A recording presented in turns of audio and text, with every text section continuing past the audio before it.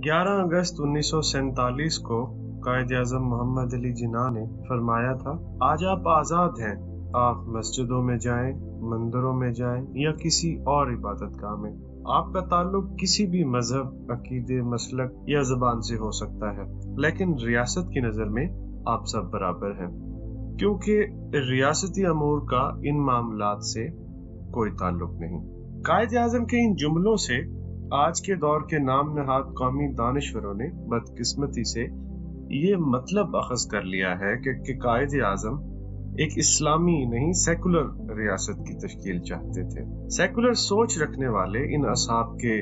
तबसरों को मद्देनजर रखते हुए मैं ये सोचने पे मजबूर हो जाता हूँ कि कायद आज़म की 11 अगस्त 1947 की तकरीर ही उनकी नजरियात की कास थी, या फिर ये कहा जा सकता है कायद आज़म रहमतुल्लाह अलैह ने इस्लाम को बतौर हथियार इस्तेमाल किया था ताकि हसूल पाकिस्तान मुमकिन हो सके। लेकिन तकसीम हिंद के हतमी ऐलान के बाद उन्होंने इस्लामी नजरिए को खुदा हाफिज कह के एक सेकुलर पाकिस्तान की तस्वीर कशी शुरू कर दी। लेकिन एक सवाल फिर यहाँ जरूर जन्म लेता है कि क्या कायद आज़म का मामला वाकई दो रुखा था? क्या उन्होंने इस्लाम को अपने पूरे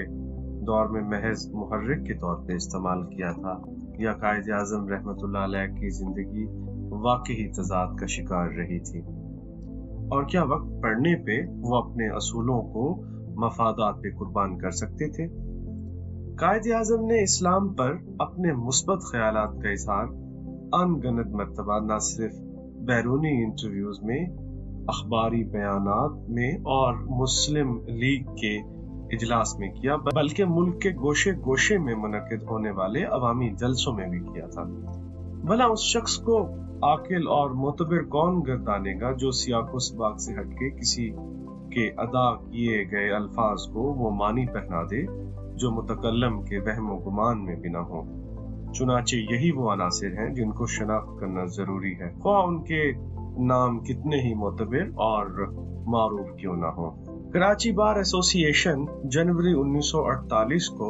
कायद आज़म ने फरमाया था, इस्लामी असूल हयात आज भी वैसे ही काबिल अमल हैं जैसे 100 बरस कबल थे। उन्होंने ये भी इरशाद फरमाया था, वो ऐसे लोगों को समझ नहीं पाए जो जानबूझकर फितने खड़े करते हैं, प्रोपेगेंडे करते हैं कि पाकिस्तान का दस्तूर शरई बुनियादों पर तश्कील नहीं दिया जाएगा। इसी तरह कायद आज़म रहमतुल्लाह अलैह ने दस्तूर साल असम्बली कराची 1948 को फरमाया था, अब मुसलमान मजीद मजबूर नहीं होंगे कि गैर इस्लामी कवानीन की पैरवी करें। कायद आज़म ने इस तमन्ना का भी इजहार किया कि काश कोई फर्द या इदारा इस्लामी मालियाती निज़ाम नक्शा कार पेश कर सके ताकि अपने मुल्क में उसे नाफिज किया जा सके। ये उन्होंने स्टेट बैंक ऑफ पाकिस्तान के इफ्तिताह के मौके पर जुलाई 1948 में ये अल्फाज कहे थे।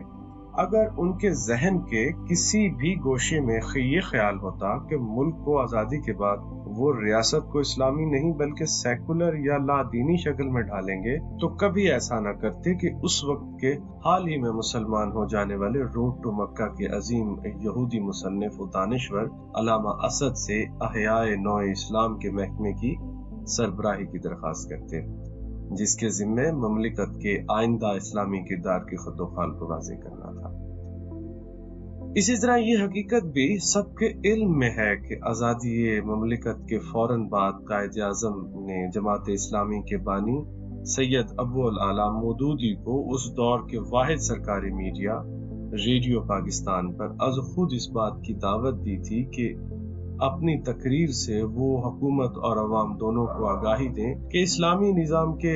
नफाज की खातिर हुकूमत को कौन कौन से तरीका हाय कार इख्तियार करने चाहिए। इन मौज़ूआत पे की गई अल्लामा मौदूदी की कम अज कम 11 नशरी तकरीरें आज भी उनके लिटरेचर में मौजूद हैं। इसी तरह कराची और ढाका में परचम आज़ादी लहराने की एक कौमी तकरीब की खातिर कायद आज़म ने जिन दो मुअज़्ज़िज़ शख्सियात का इंतखाब किया था, वो भी कोई सियासी लीडर नहीं बल्कि ममलिकत के जय्यद उलमाए किराम मौलाना शब्बीर अहमद उस्मानी और मौलाना जफर अहमद उस्मानी थे। جن کی تحریک پاکستان کے لیے قربانیاں کبھی فراموش نہیں کی جا سکتی۔ سوال یہ بھی ہے کہ مذکورہ تقریر کے ان جملوں میں آخر ایسی کیا بات ہے کہ اسے لا تعداد معنی پہنائے جائیں۔ ظاہر ہے کہ اس نئے مملکت میں تمام شہری برابر کی حیثیت ہی کے مالک تھے، اسی لیے ان کے مذہبی حقوق کی ضمانت دینا سربراہ ریاست کی بنیادی ذمہ داری بنتی تھی، اور یہی عین اسلام تھا۔ غور کرنے کی بات یہ بھی ہے کہ میثاق مدینہ کی ایک شق میں بعینہ یہ الفاظ موجود ملتے ہیں، جیسے کہ دنیا کے معروف محقق ڈاکٹر حمید اللہ آگاہ کرتے ہیں۔ وہ بتاتے ہیں کہ تاریخی دستاویز کی خاص اہمیت اور خاص قابل ذکر یہ لائن ہے، وہ یہ ہے کہ یعنی مسلمانوں کے لیے مسلمانوں کا دین اور یہودیوں کے لیے یہودیوں کا دین۔ کوئی سچائی سے بتائے قائد اعظم نے نبی کریم صلی اللہ علیہ وآلہ وسلم کے ہی ملتے جلتے الفاظ ادا کیے تھے۔ ہمیں بہت دکھ ہوتا ہے کہ آج کے دور کے مفاد پرست عناصر پاکستان کی بنیادی عملی اسلام کے سوا کچھ اور بتاتے اور قائد اعظم کی شخصیت متنازع کرنے کی کوشش کرتے ہیں۔ ان حضرات کو کیسے علم ہو سکتا ہے کہ حصول پاکستان کی تحریک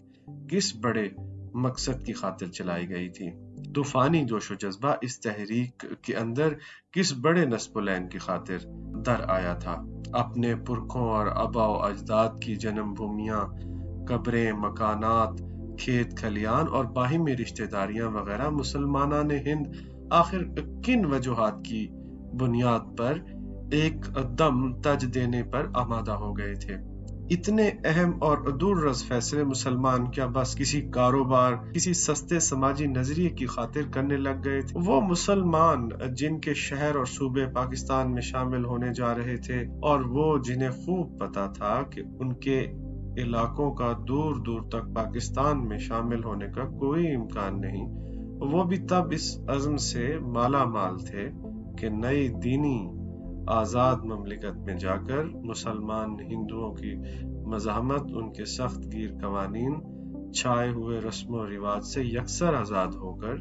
دین اسلام پر مکمل طور پر عمل کر سکیں گے۔ جن لوگوں نے اپنی اس عظیم رہنما کی زندگی کا ایک نہیں، دو نہیں، بلکہ کئی کتب کے حوالے سے مطالعہ کیا ہے، وہ اچھی طرح جانتے ہیں کہ بانی پاکستان کی زندگی تضادات اور دو رنگی سے ہمیشہ پاک رہی ہے۔ عوام کو رجھانے کی خاطر وہ کبھی الٹے سیدھے نعرے نہیں ایجاد کرتے تھے اور کبھی مصلحتوں سے کام نہیں لیتے تھے۔ ان کے کٹر مخالف انگریز اور ہندو مصنفین اس بات کا برملا اعلان کرتے ہیں کہ جو صفت محمد علی کو بر صغیر کے دیگر رہنماؤں سے ممتاز کرتی ہے، وہ ان کے کردار کی استقامت، ان کے قول و فعل کی یکسانیت ہے، یعنی ان کا ظاہر اور باطن ایک۔ آج کے سیکولر اور دین بیزار عناصر کی جانب سے قائد اعظم کی پوری تحریک کو ایک غلط معنی پہنائے جا رہے ہیں۔ افسوس کہ یہ کام دیدہ اور دانستہ اور تنخواہ دار ایجنٹوں کی حیثیت سے کیا جا رہا ہے، تاکہ پاکستان کے عوام کو قائد اعظم، پاکستان اور پاکستان کی بنیاد اسلام سے بیزار کیا جا سکے۔ یاد رکھنا چاہیے کہ پاکستان کا وجود کل بھی صرف اور صرف اسلام کا مرہون منت تھا، آج بھی صرف اور صرف اسی اسلام کا مرہون منت۔ اسلام کو اگر یہاں سے دیس نکالا دیا جائے تو پاکستان کی عمارت یکا یک زمین بوس ہو جائے گی۔ متحدہ روس میں اگر اشتراکی قومیں اور اسرائیل میں اگر تالمودی قوانین نافذ ہوں اور ان کے بارے میں ہمارے ہاں کسی بھی دانشور کی پیشانیوں پہ